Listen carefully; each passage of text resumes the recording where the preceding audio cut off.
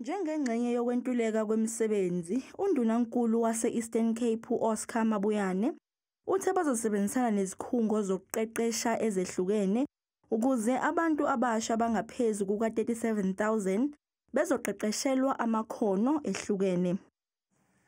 To create more jobs, we need to develop the skill set of our people.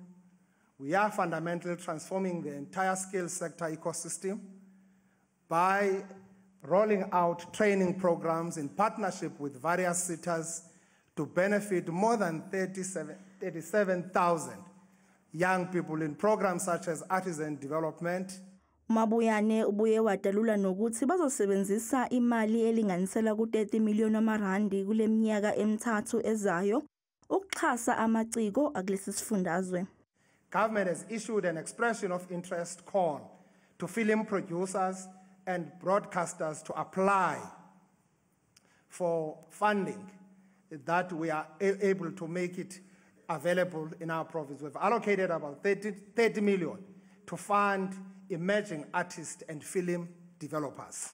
Umabuyane uthe banezinhlelo zokuthuthukisa ezempilo kulesi sifundazwe. We're establishing 11 cerebral palsy centers of excellence. We are with a budget of 131 million for strengthening treatment to mitigate medical claims.